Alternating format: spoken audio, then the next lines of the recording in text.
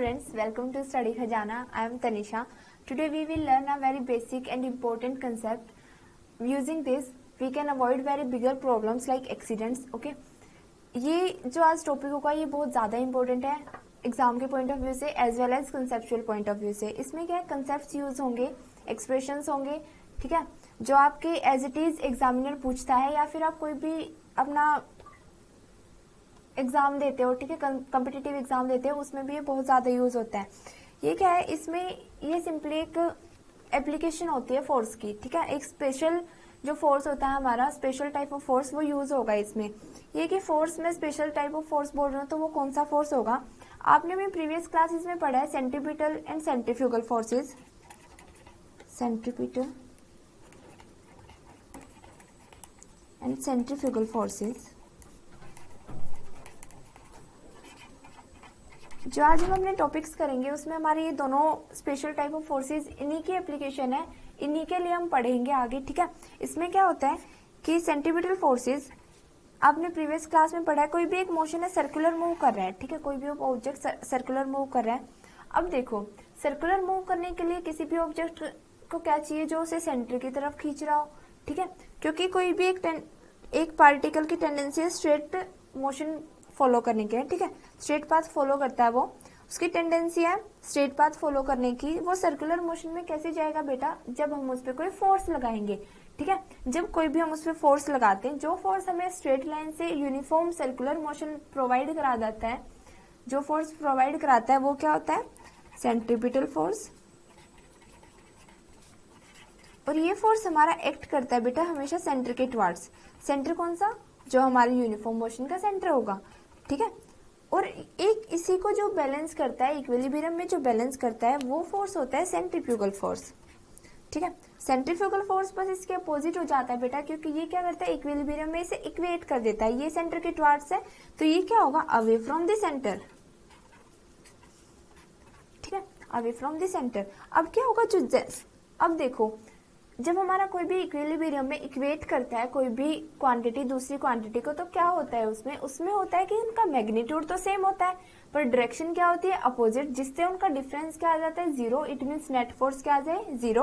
और यहाँ पे पाथ क्या हो जाए, सर्कुलर मोशन. क्योंकि देखो बेटा, अब सेंट्रीफ्यूगल फोर्स ज्यादा होगा तो ये सर्कुलर नहीं हो पाएगा, क्योंकि वो उसे खींचता रहेगा सेंटर से अवे, ठीक है. और सेंट्रीफ्यूगल फोर्स अगर ज्यादा हो जाता है बेटा सेंट्रीफ्यूगल से, तो उसमें क्या होगा, उसमें ये क्या हो जाएगा, मर्ज हो जाएगा ऐसे सेंटर में, वो ऐसे हो जाएगा. अगर कोई मोशन आ रही है ऐसे, ठीक है, अगर सेंट्रीपिटल फोर्स ज्यादा है तो ऐसे सेंटर में मर्ज हो जाएगा, ठीक है. और अगर कोई सेंट्रीफ्यूगल फोर्स ज्यादा है तो वो हमारा ऐसे जाके ऐसे सेंटर से दूर दूर जाएगा, ठीक है, कोई ऐसी मोशन फॉलो कर लेगा. इट मीन्स इनका क्या होना चाहिए, मैग्नीट्यूड होना चाहिए सेम, और इनकी डायरेक्शन तो अपोजिट ही है. मैग्नीट्यूड क्या होना चाहिए, सेम, या मस्ट बी इक्वल, ठीक है. अब देखो, सेंट्रीफ्यूगल फोर्स मेरा होता क्या है, सेंट्रीपिटल फोर्स को मैंने पहले भी बताया आपको प्रीवियस क्लासेस में भी, वो क्या होता है, mv²/r, और आपने अपने प्रीवियस क्लासेस में भी पढ़ा है mv²/r. As we know F is equals to ma from Newton second law. हमारा न्यूटन सेकेंड लॉ क्या कहता है कि force is directly proportional to product of mass and change in velocity, ठीक है. चेंज इन वेलोसिटी क्या होता है बेटा, एक्सेलरेशन. तो मैं फोर्स को क्या लिख सकती हूँ, F is equals to ma. तो मैं यहाँ से अगर इक्वेट करूँ इन दोनों को तो क्या आ जाएगा, mv²/r is equals to ma. m से m कैंसिल आउट हुआ, then a will be v²/r, ठीक है. ये मेरा क्या होता था, ये मेरा सेंट्रीपिटल एक्सेलरेशन होता था. ये भी मैंने आपको अपनी पहली क्लासेस में कराया आपके से, ठीक है. ये मेरा क्या होता है, सेंट्रीपिटल एक्सेलरेशन. अब यही मेरा फोर्स होता है दूसरा सेंट्रीपिटल फोर्स, वो भी क्या होता है, mv²/r. सेंट्रीपिटल और सेंट्रीफ्यूगल फोर्सेस का दोनों का मैग्नीट्यूड क्या होगा, same, it will B mv²/r. और मैं सेंट्रीपिटल फोर्सेस को कई जगह fc से भी डिनोट करते हैं, ठीक है. तो आप इसमें कंफ्यूज मत होना कि fc या f में क्या डिफरेंस है, ओके. अब देखो, सेंट्रीपिटल फोर्स क्या होता है बेटा, सेंट्रीपिटल फोर्स लगेगा जब हमारा कोई भी अर्थ है, ठीक है, वो सन के अराउंड क्या कर रही है, मूव इलिप्टिकल ऑर्बिट में. तो जो उसे उसका ऑर्बिट इलिप्टिकल बनाता है वो फोर्स क्या होता है यहाँ पे, सेंट्रीपिटल फोर्स, ठीक है. इसके बाद क्या होता है बेटा, इसके बाद हमारे आते हैं इन्हीं की एप्लीकेशंस. अब देखो, इसमें सबसे पहले क्या होता है जैसे आपने किया, आज हम बहुत ही ज्यादा इंपॉर्टेंट कंसेप्ट पढ़ेंगे जो फ्रिक्शन एंड सेंट्रीपिटल फोर्स से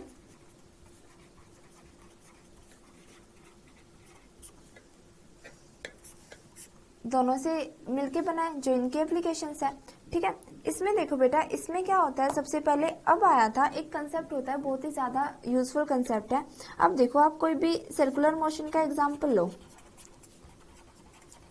ठीक है, आप किसी भी एक कार को ड्राइव कर रहे हैं, आपको यू टर्न लेना है, तो आप क्या करेंगे, ड्राइव करेंगे उसे। ठीक है, मोड़ेंगे, अपनी स्पीड स्लो डाउन करेंगे, बहुत सारे फैक्टर्स होते हैं। अब देखो बेटा, बहुत सारे फैक्टर्स ये है कि आप इसमें फ्रिक्शन भी बहुत ज्यादा यूजफुल होता है। आप सबसे पहले देखो कि आपने किया है, एक यूनिफॉर्म कार ली है आपने एक,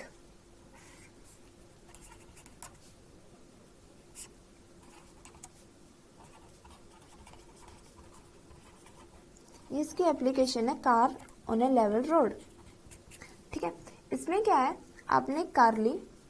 ठीक है, ये आपका व्हीकल है। अब देखो, इस पे क्या फोर्स कौन से एक्ट करेंगे, एक तो फ्रिक्शनल फोर्स है यहाँ पे एफ।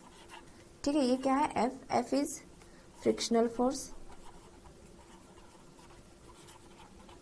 ठीक है, अब देखो, हमारी कार पे जो वर्टिकली डाउनवर्ड फोर्स लगेगा वो क्या होगा, इसका weight, that will be mg। ठीक है, और एक आपने न्यूटन थर्ड लॉ पढ़ा है, for every action there is equal and opposite reaction. अब अगर मेरा वेट लग रहा है mg vertically downward, then there will be a reaction. तो रिएक्शन यहाँ पे क्या होगी बेटा, वो क्या होगी, वर्टिकली अपवर्ड। ठीक है, equal and opposite, equal magnitude में और अपोजिट क्या होता है बेटा, डायरेक्शन के लिए। तो यहाँ पे क्या हो जाएगी, रिएक्शन। अब देखो, अब कोई भी एक कार जा रही है, क्या वो ऊपर चली जाती है, रोड से उड़ जाती है, नहीं ना। तो यहाँ पे देखो, एक्सेलरेशन इन वर्टिकली क्या है यहाँ पे, 0।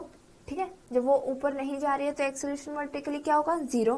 Therefore can I written as r minus M G is equals to 0 and r is equals to M G. Okay, equation first. अब इससे देखो, मैंने आपको स्टैटिक फ्रिक्शन का कोफिशिएंट बताया था। स्टैटिक फ्रिक्शन का कोफिशिएंट क्या होता है, जब कोई भी एक बॉडी रेस्ट पे होती है, जब उस पे जो फ्रिक्शन लगता है वो क्या होता है, स्टैटिक फ्रिक्शन। और उसका कोफिशिएंट क्या था, उसका कोफिशिएंट था म्यू एस, और वो कैसे डिफाइन करते थे हम, फ्रिक्शन अपॉन रिएक्शन। ठीक है, तो यहां से अगर मैं एफ को निकालती हूँ तो mu S by R, equation second हुई। If I put value of R in second from first equation से मेरी वैल्यू ऑफ आर क्या आई थी, R is equals to M G, then F is equals to mu S M G. Okay, ये मेरा हुआ।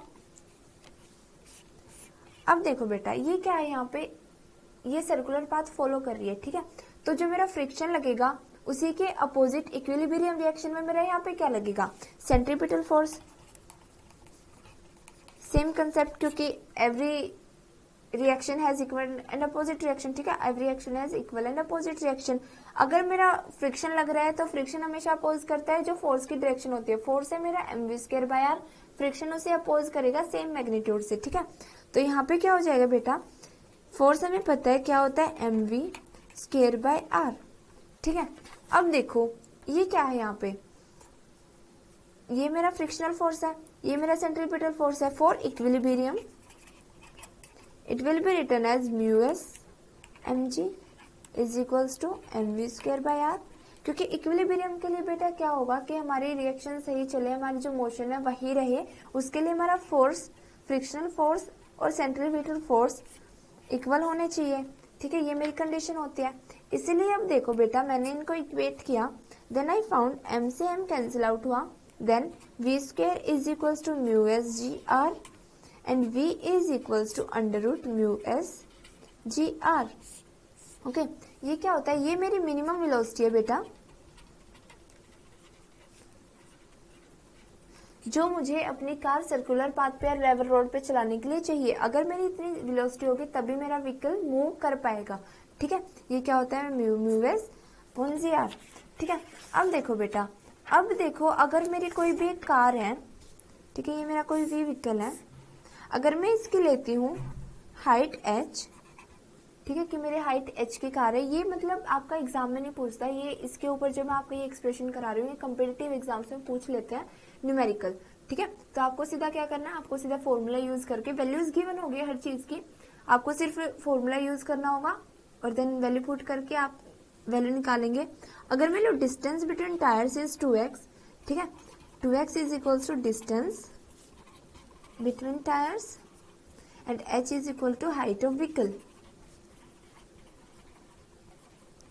ठीक है, अब देखो बेटा, तो यहाँ पे क्या आ जाता है, यहाँ पे एक न्यू केस राइज होता है mv² r multiply by h, क्योंकि सेंट्रीपिटल फोर्स में अब एक क्वांटिटी हाइट वाली भी जुड़ गई तो multiply by h is equals to mg, और मेरी डिस्टेंस भी जुड़ जाएगी यहाँ पे मल्टीप्लाई बाई 2x, m से m कैंसिल आउट हुआ, then v² is equals to 2gx r upon h, then v is equals to 2gx r upon h under root. ठीक है, ये मेरी यहाँ पे क्या हुई बेटा, वेलोसिटी। ये मेरी वेलोसिटी क्या होती है, हाइट वाले केस में होती है। अब देखो बेटा, अब एक न्यू, ठीक है, यहाँ पे मेरी चलिए कोई भी अगर मेरा व्हीकल चल पाया है तो वो किसकी वजह से चल पाया है, फ्रिक्शन की वजह से। ठीक है, अब देखो फ्रिक्शन का हमें पता है कि फ्रिक्शन सबसे ज्यादा कब होता है, या फ्रिक्शन अगर हमें अच्छी क्वांटिटी में चाहिए तो हमारा सरफेस क्या होना चाहिए, रफ। अगर देखो मेरा सरफेस हो जाए स्लिपरी, या मेरे टायर्स हो जाए स्लिपरी, या मेरा सरफेस वेट हो जाए तो भी वो स्लिपरी होता है, तो मेरा फ्रिक्शन क्या हो जाएगा वहां पे, 0। अब देखो, अब बारिश आती है, ठीक है, या आपके टायर स्लिपरी हो जाते हैं, क्या आप घर से बाहर जाना बंद कर देते हो, या आप यू टर्न लेना बंद कर देते हो, फिर भी यू टर्न हो पाता है, तो ऐसा क्यों, क्या फ्रिक्शन ही जरूरी था? उस केस में तो फ्रिक्शन नहीं हुआ जब बारिश हो रही होती है या आपके टायर स्लिपरी हो जाते हैं। तो ऐसा क्या है जो हमारे उस टाइम में भी यूजफुल होता है, इसलिए हम बोल सकते हैं कि सिर्फ हमारा जो व्हीकल है, vehicle in circular path,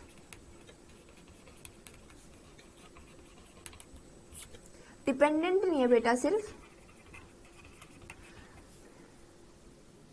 is not dependent only on force of friction। ठीक है, तो अब ऐसा क्या है, क्योंकि फोर्स ऑफ फ्रिक्शन हमारा क्या राइज कर देता है बेटा, एक सेंट्रीपिटल फोर्स प्रोवाइड कर देता है जो एक हमें सर्कुलर पाथ फॉलो करवा देता है। ठीक है, क्योंकि हमारे व्हीकल की टेंडेंसी होती है स्ट्रेट जाने की, फोर्स ऑफ फ्रिक्शन वहां पे एक सेंट्रीपिटल फोर्स राइज कर देता है जिससे हमारा व्हीकल एक सर्कुलर पाथ में आ जाता है। ठीक है, अब देखो बेटा, अगर फोर्स ऑफ फ्रिक्शन वहां पे ना हो तो हम सेंट्रीपिटल फोर्स कैसे प्रोवाइड करेंगे। ठीक है, इसी सेंट्रीपिटल फोर्स को प्रोवाइड करने के लिए हमारे एक बहुत ज्यादा इंपॉर्टेंट, बहुत ही ज्यादा यूजफुल कंसेप्ट अराइज हुआ, वो क्या है हमारा, वो है banking of road. Banking of road, ठीक है, ये बहुत ही ज्यादा इजी भी है बेटा, बहुत ही ज्यादा वेटेज भी है इसकी। 3 to 5 या 5 to 10 ये आता ही आता है। 5 to 10 बेटा तब आएगा जो न्यूमेरिकल्स और कंसेप्ट जुड़ जाएंगे इसके साथ। 3 to 5 ये एक सिंपली जब एक्सप्रेशन पूछ लेता है, सिर्फ आपके सीबीएसई के लिए नहीं, ये एग्जाम के point of view, competitive exam के पॉइंट ऑफ व्यू से भी बहुत ज्यादा इंपॉर्टेंट है, क्योंकि इसमें क्या होता है बेटा, इसमें होता है कि कंसेप्ट यूज हो रखे हैं, तो आपसे सीधा डायरेक्ट कंसेप्ट पूछ लेते हैं एग्जामिनर के, ऐसा क्यों होता है, वाई एक्सप्लेन दिस। ठीक है, तो आप इसे क्या करेंगे, बड़े अच्छे से समझेंगे बैंकिंग ऑफ रोड। अब देखो सिंपली बेटा, बैंकिंग ऑफ रोड होती क्या है, जब कई बार हमारा क्या होता है, फोर्स जब हमारा म्यूएस 0 हो जाता है, स्टैटिक फ्रिक्शन का कोफिशिएंट 0 हो जाता है, इट मीन्स हमारा फ्रिक्शन एक्ट नहीं करता है जब वेट या स्लिपरी सरफेस होने के कारण, तो वहां पे क्या करता है बेटा कि हम वहां पे सेंट्रीपिटल फोर्स प्रोवाइड करने के लिए वहां पे एक एंगल प्रोवाइड करते हैं। एंगल प्रोवाइड कैसे करेंगे बेटा, हम सिंपली हमारी जो इनर एज होती है रोड की, जैसे हमारी इनर एज है रोड की, ये मेरी आउटर एज, तो इसे हम स्लाइटली इसके अबव कर देते हैं। ठीक है, इट मीन्स अगर ये लेवल है तो हम इसे थोड़ा सा ऐसे अबव कर देते हैं, ताकि यहाँ से जब सर्कुलर पाथ हो, ये रोड हमारे व्हीकल पे फोर्स एक्सर्ट करे, सेंट्रीपिटल फोर्स एक्सर्ट करे और वो मूव कर जाए सर्कुलर पाथ में। ठीक है, तो ये क्या होता है बेटा, इस इनर एज से आउटर एज को ऊपर करना सम एंगल से, यही क्या होता है हमारा बैंकिंग ऑफ रोड। ठीक है, बैंकिंग ऑफ रोड सिंपली क्या होता है, banking of road is process of raising outer ridge of road to the inner edge। ठीक है, तो मेरा क्या होता है, सिंपली आउटर एज को स्लाइटली उससे अबव कर देना, वो क्या हो जाता है मेरा बैंकिंग ऑफ रोड। ये इसलिए करते हैं बेटा कि सेंट्रीपिटल फोर्स प्रोवाइड हो उसके जब हमारा फोर्स ऑफ फ्रिक्शन एक्ट नहीं करता हो। ठीक है, इसमें क्या होगा, इसमें देखो अब कोई भी एक बैंकिंग ऑफ रोड है, बहुत ही ज्यादा इंपॉर्टेंट कंसेप्ट है ये। एग्जामिनर जो मैं आप कराऊंगी बेटा, एग्जामिनर एज इट इज ऐसे ही आपका एक्सप्रेशन पूछता है सीधा। ठीक है, आपसे पूछ लेगा कि what is banking of road, explain the angle of banking of road and do the expression for this. ठीक है, तो आपसे पूछ लेंगे एक्सप्रेशंस भी, और बैंकिंग ऑफ रोड की सिंपली डेफिनेशंस और कंसेप्ट तो होते ही हैं। ठीक है, तो यहाँ पे देखो बेटा, यहाँ पे ये रोड है। ठीक है, अगर मैं लूं, ये क्या बेटा स्लाइटली इससे अबोव कर रखा है, ये आउटर एज है मेरी।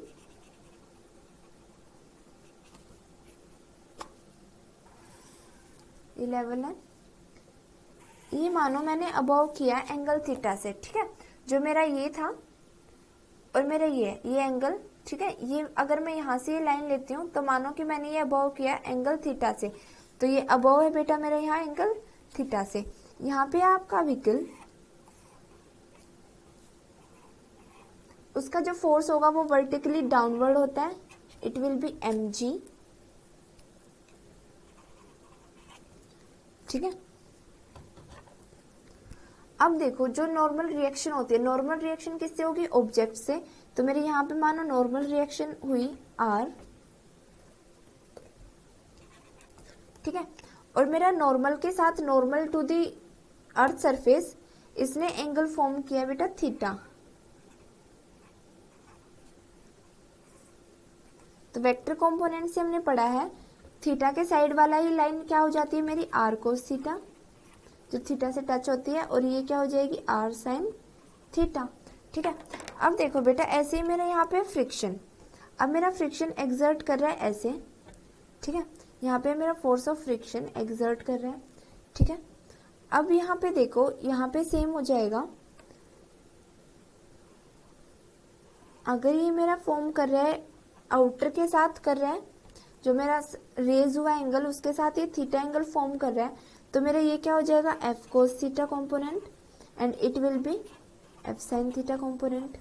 ओके, तो यहाँ से सिंपली क्या किया बेटा, हमने लिया अपने व्हीकल का जो वर्टिकली डाउनवर्ड उसका वेट लगेगा वो हो जाएगा mg, रिएक्शन होगी मेरी r normal to the vehicle, और अगर मेरा थीटा से ये एक्सटेंड होता है नॉर्मल से। ठीक है, अगर मेरी रिएक्शन लगती है normal to the earth surface और रिएक्शन के बीच है एंगल थीटा, तो ये कंपोनेंट मेरा हो जाता है R cos theta and the other one will be R sine theta.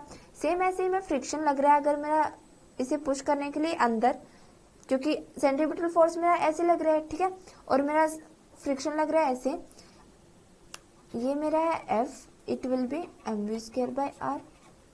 ठीक है, तो यहाँ पे मेरे फ्रिक्शन ऑफ फोर्स के क्या हो जाएंगे F कोस थीटा और F साइन थीटा। ठीक है, अब देखो बेटा इसमें मैंने कंसीडर किया, आप ये सारे अपने लिख लेंगे कि consider a vehicle on banked road.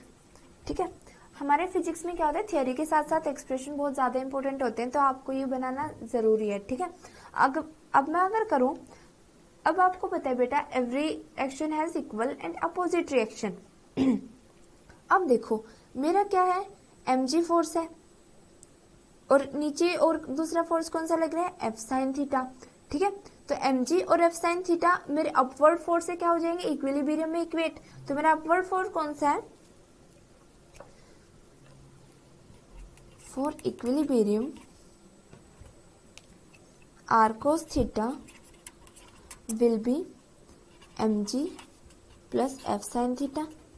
Okay, मैं इसे ऐसे लिखूं, r cos theta minus f sine theta is equals to mg, equation first.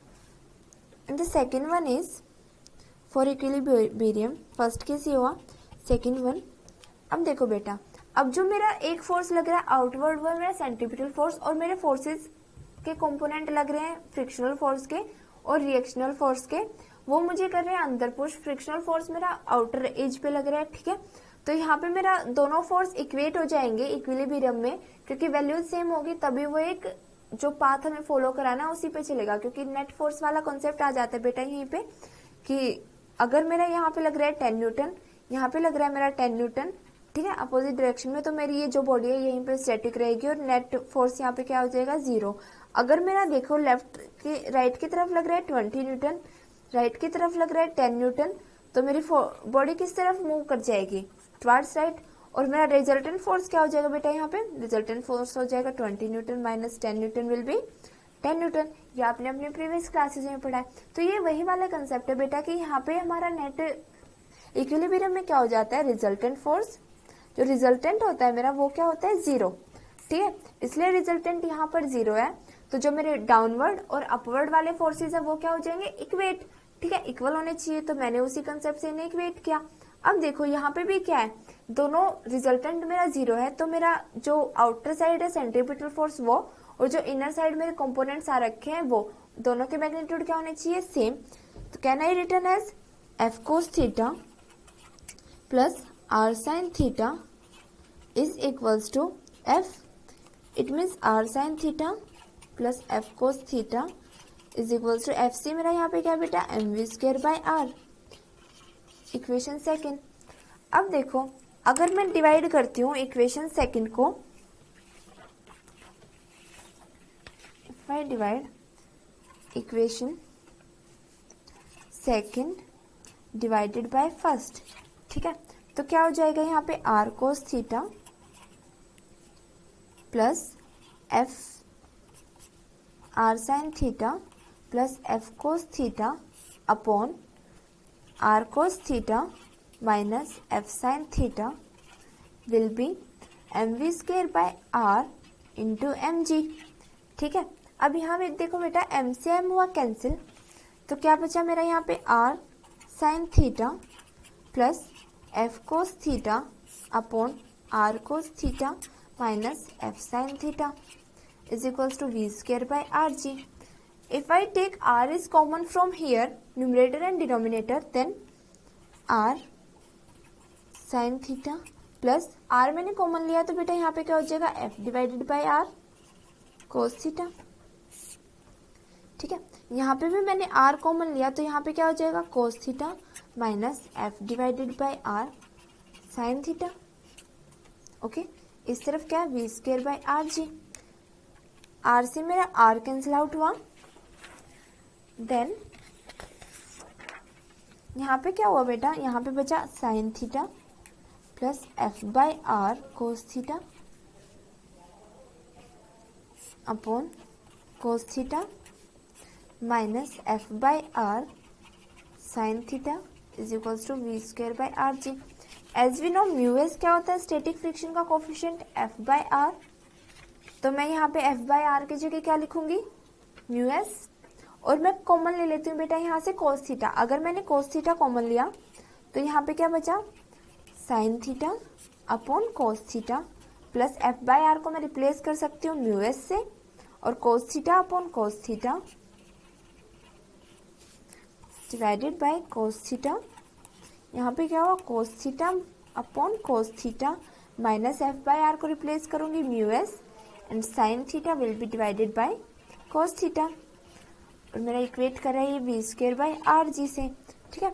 Cos theta से कोस थीटा यहाँ पे कैंसिल हुआ, कोस थीटा से कोस थीटा यहाँ पे, एंड सिमिलरली यहाँ, तो यहाँ पे as we know sine theta upon cos theta क्या होता है, हमने ट्रिग्नोमेट्री में पढ़ा है, it will be tangent of theta.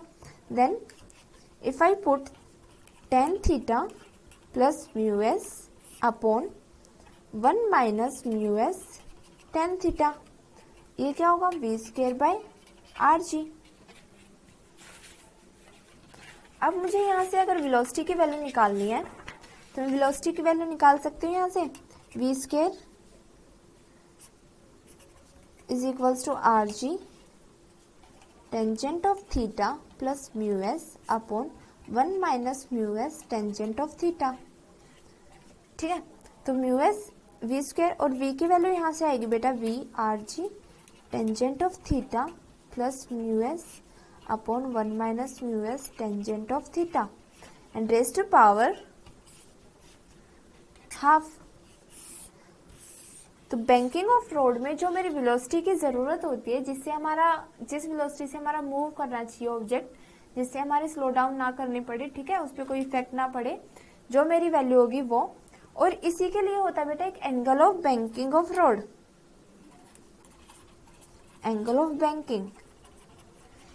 Banking ये होता है बेटा कि किस एंगल से हमने आउटर एज को इनर एज से अपवर्ड किया है। ठीक है, अब देखो अगर मेरा फ्रिक्शनल फोर्स मैं 0 ले लेती हूँ कि मेरा वहां पे कोई फ्रिक्शनल फोर्स एक्ट नहीं कर रहा है, फ्रिक्शनल फोर्स अगर मैं 0 लूं तो मेरा म्यू एस यहाँ पे क्या हो जाएगा बेटा 0। If I put mu S is equals to here then V square by R G will be tangent theta plus 0 upon 1 minus tangent of theta multiply by 0। तो यहाँ से क्या आ जाएगा V square by R G is equals to tangent theta by 1 tangent theta. और मुझे क्या होता है बेटा थीटा यहाँ पे क्या था, थीटा था मेरा एंगल ऑफ बैंकिंग की, जिससे मेरा आउटर एज अपवर्ड हो रखा है इनर एज से, जिस एंगल से। तो मेरा थीटा यहाँ पे क्या हो जाएगा tangent of inverse V square by R जी।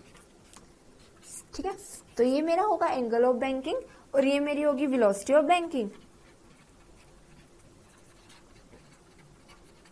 ये बहुत ही ज्यादा इंपॉर्टेंट एक्सप्रेशन है। ठीक है, मेनली हमारा बैंकिंग ऑफ रोड इसलिए आया था बेटा कि जब फ्रिक्शन की डिपेंडेंसी हमारी खत्म हो जाती है, जब हमारा सरफेस स्मूथ होने के चांसेस हो जाते हैं, तो हमारा बैंकिंग ऑफ रोड इसलिए आया था ताकि हमारा स्लो डाउन ना करना पड़े। कोई भी जब हम मूव कराएंगे तो एक तो ऑप्शन होता है कि भाई बैंकिंग ऑफ रोड और फ्रिक्शन अगर ना हो तो ये होता है बेटा कि हमें बहुत ही ज्यादा स्लो डाउन करना पड़ता है अपने व्हीकल को, जिससे वो आराम आराम से जाएगा। ठीक है, आराम आराम से हम उसे मूव कराएंगे तब वो आएगा। ठीक है, अब देखो स्लो डाउन करने में क्या होगा बेटा, स्लो डाउन में ओवरटर्निंग का एक इफेक्ट आ जाता है। ठीक है, आप ऐसे ही ओवरटर्न कर जाओगे तो वहां पे एक प्रॉब्लम क्रिएट हो जाएगी ओवरटर्निंग। ठीक है, तो इन प्रॉब्लम्स को एक्सीडेंट्स को अवॉइड करने के लिए क्या कंसेप्ट आया था मेरा बैंकिंग ऑफ रोड। ठीक है, ये बैंकिंग ऑफ रोड बहुत ज्यादा इंपॉर्टेंट है बेटा। अगर देखो कि कोई भी हमारा फ्रिक्शन खत्म हो जाता है और हमने स्लो डाउन ना किया, ठीक है, ओवरटर्न टर्न करते टाइम, यू टर्न करते टाइम, तो वहां पे अगर हमने स्पीड स्लो डाउन नहीं करी, बैंकिंग ऑफ रोड वहां पे नहीं है और फ्रिक्शनल फोर्स मेरा वहां पे 0 है, तो वहां पे किसके चांसेस बढ़ जाते हैं, वहां पे एक्सीडेंट होने के चांसेस बहुत ज्यादा बढ़ जाते हैं। तो इन्हीं प्रॉब्लम्स को अवॉइड करने के लिए हमारे ये कंसेप्ट आया था banking of road. I hope आपको समझ आया होगा। अब इसी की एक एप्लीकेशन होती है बेटा, ये बहुत ही ज्यादा इंपॉर्टेंट है, it is bending of cyclist.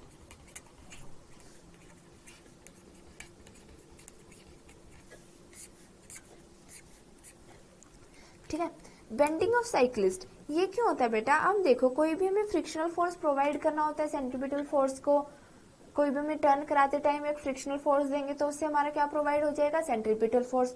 अब व्हीकल के केसेस में सेंट्रीपिटल फोर्स ना हुआ तब हमारा बैंकिंग ऑफ रोड आया। ठीक है, अब देखो जब कोई भी हमारा एक 4 व्हीलर होता है ऐसे, वो रोड पे होता है, ठीक है, रोड पे तो उसकी आउटर एज उसे पुश करेगी इनर साइड, ठीक है, जिससे वो सर्कुलर पाथ फॉलो कर लेगा। अब देखो अब कोई भी जब मेरा 2 व्हीलर हो जाए, ठीक है, 2 व्हीलर क्या होता है बहुत ही नैरो होता है। ठीक है, तो 2 व्हीलर के केसेस में क्या होता है बेटा, रोड उसे कैसे पुश कर पाएगा। वहां पे क्या होता है कि हमें सिंपली फोर्स प्रोवाइड करने के लिए, सेंट्रीपिटल फोर्स प्रोवाइड करने के लिए एक एंगल देना पड़ता है जिससे वो झुक जाए हमारे सेंटर की तरफ। ठीक है, 2 व्हीलर्स में ये पॉसिबल नहीं है कि हम गाड़ी को ऐसे उठा दे, एक टायर पर एंगल प्रोवाइड करा दे, इसलिए उस केस में हमने क्या किया, बैंकिंग ऑफ रोड किया, ताकि वो एंगल हम प्रोवाइड कर सके through the road, through the help of road. Okay, क्योंकि हम कार को ऐसे नहीं उठा सकते, अब सब रोडीज नहीं होते कि कार को ऐसे उठा दे। ठीक है, तो हम कार को ऐसे नहीं उठा सकते, इसलिए हमने बैंकिंग ऑफ रोड का कंसेप्ट दिया। साइकिल में देखो बेटा, साइकिल में नहीं कर पाती है बैंकिंग ऑफ रोड एप्लीकेशन वो, क्योंकि 2 व्हीलर के केस में वो ऐसे है, अब वो ऐसे ही जा रहा है तो कैसे उसे पुश कर सकता है, क्योंकि कार के केसेस में हमारे दूसरे जो टायर्स होते हैं वो ऐसे कर जाते हैं, एंगल फॉर्म कर जाते हैं, तो इसलिए वो थीटा हम यहाँ पे कैसे प्रोवाइड करते हैं, थीटा वो प्रोवाइड करते हैं हम सेंट्रीपिटल फोर्स प्रोड्यूस करने के लिए। क्या हमने वो थीटा प्रोवाइड किया यहाँ पे साइक्लिस्ट को बेंड करके। अगर साइक्लिस्ट बेंड हो जाता है तो हमें वो थीटा प्रोवाइड हो जाता है। तो सिंपली इसमें हमारा क्या होता है बेटा, सेम कंसेप्ट है, ये एप्लीकेशन आती है, ठीक है। तो यहाँ पे अगर मेरा यही लूँ, ठीक है, ये मेरी साइकिल है, ये मैंने बेंड किया इसको ऐसे, ठीक है, ये मेरी रिएक्शन लगी इसकी परपेंडिकुलर आर, ये अगर इसने थीटा फॉर्म किया, it will be R cos theta and it will be R sine of theta, ठीक है। ये मेरा नॉर्मल से जा रहा था एंगल थीटा से वाई एक्सिस में, ठीक है। ये अगर मेरी एक्स एक्सिस है तो मेरी साइकिल बेंड हुई आर कोस थीटा। तो यहाँ पे कैसे निकालेंगे बेटा, साइकिल का जो फोर्स लगेगा वो क्या होगा, mg। तो यहाँ पे similarly for equilibrium R cos theta will be equated by mg, ठीक है, इक्वेशन फर्स्ट।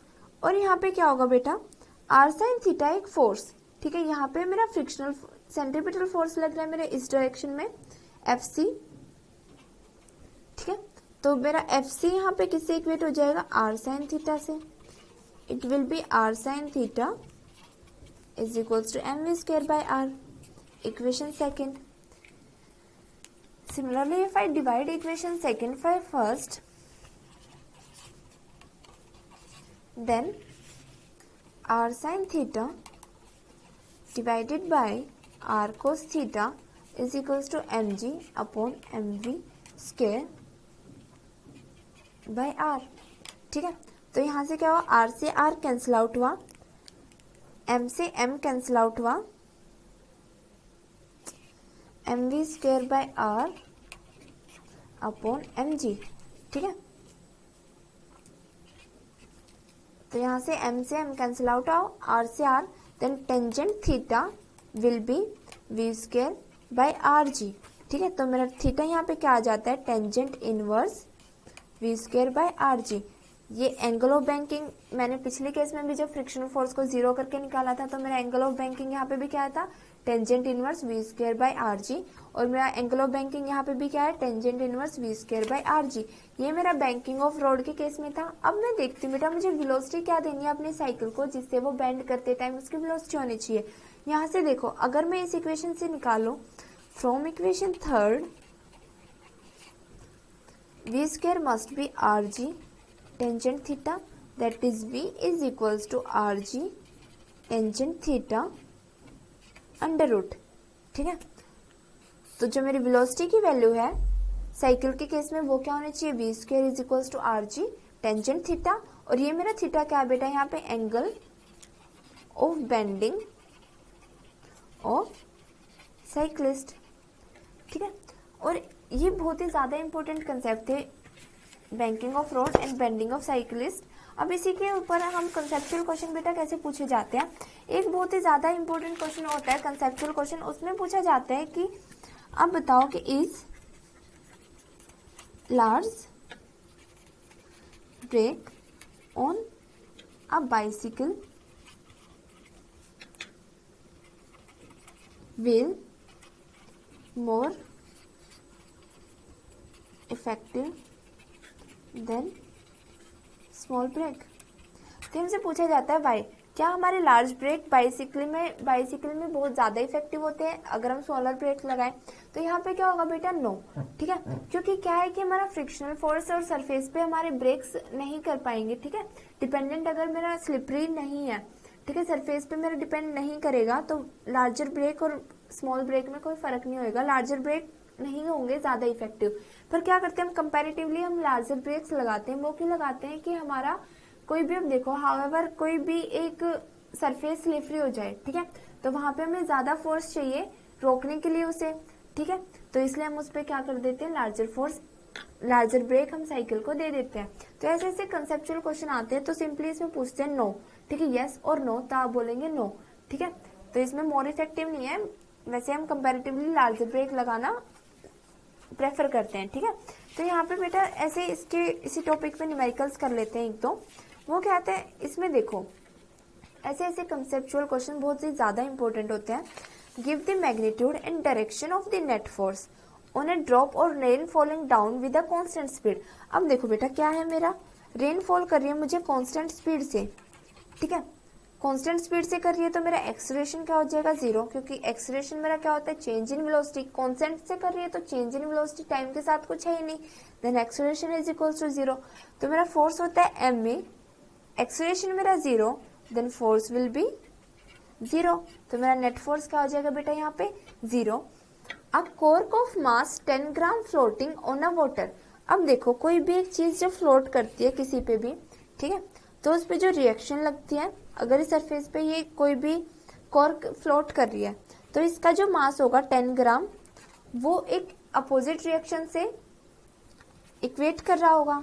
इक्वेट कर रहा है, फ्लोट कर रहा है, इट मीन्स जो वाटर पे मास लग रहा है और जो एयर पे लग रहा है वो क्या होगा फोर्स, दोनों सेम, इसलिए वो फ्लोट कर पा रहा है।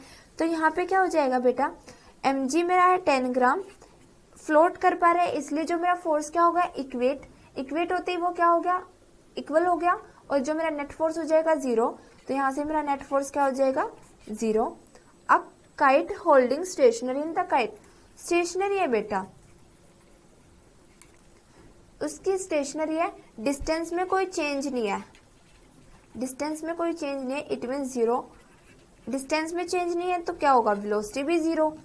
वेलोसिटी में कोई चेंज नहीं है तो क्या, एक्सेलरेशन 0। और एक्सेलरेशन अगर मेरा 0 होता है तो फोर्स क्या हो जाएगा मेरा 0, नेट फोर्स मेरा यहाँ पे क्या एक्सर्ट कर जाएगा 0।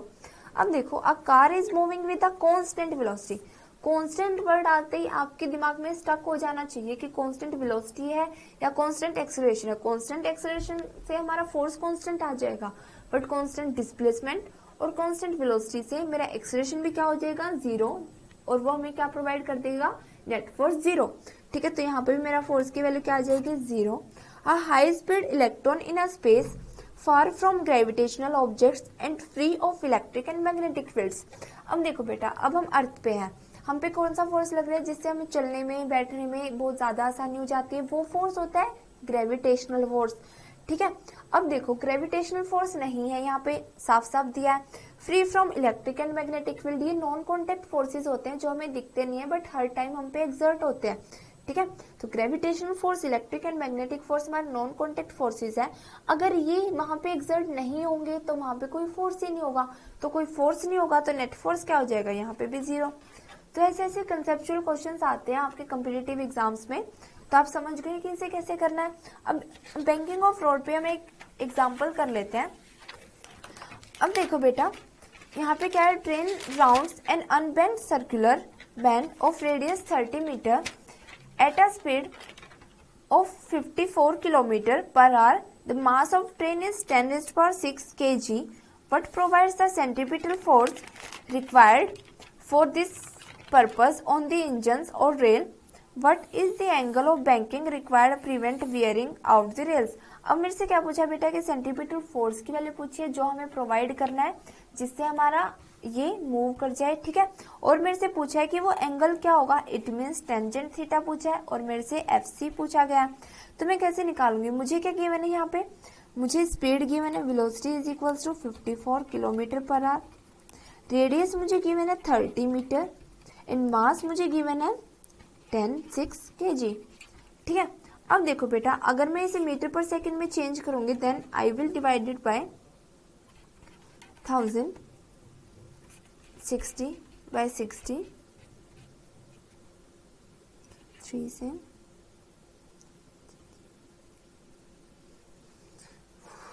3 5 5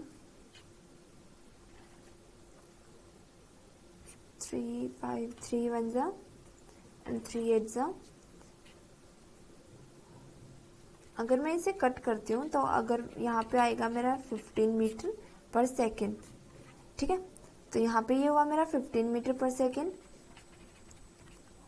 2, देन यहाँ पे आया मेरा 15 मीटर पर सेकेंड। ठीक है, अब देखो ग्रेविटी की वैल्यू मुझे क्या गिवन है 9.8 मीटर पर सेकेंड। ठीक है, आर मेरा यहाँ पे गिवन है बेटा 30 मीटर, तो मैं टेंजेंट थीटा निकाल सकती हूँ। टेंजेंट थीटा मेरा होता है v² by R G. v की वैल्यू मेरी क्या है 15 मल्टीप्लाई बाय 15, आर है मेरा 30 एंड g की वैल्यू मेरी क्या होगी बेटा 9.8। अगर मैं 15 2 जा 75, अगर मैं इसे कट करती हूँ देन क्या आ जाएगा मेरा 70 बाय 98। ठीक है, ये मेरा क्या है थीटा। तो मेरे यहाँ से थीटा की वैल्यू क्या आ जाएगी बेटा,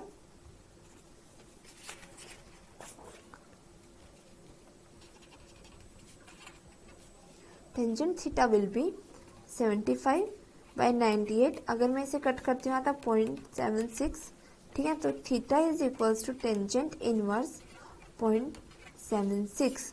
ओके, अगर डिग्री में आता, अगर आप साइंटिफिक कैलकुलेटर यूज करते हैं तो मेरी यहाँ पे वैल्यू आ जाएगी 37.4 डिग्री, ठीक है।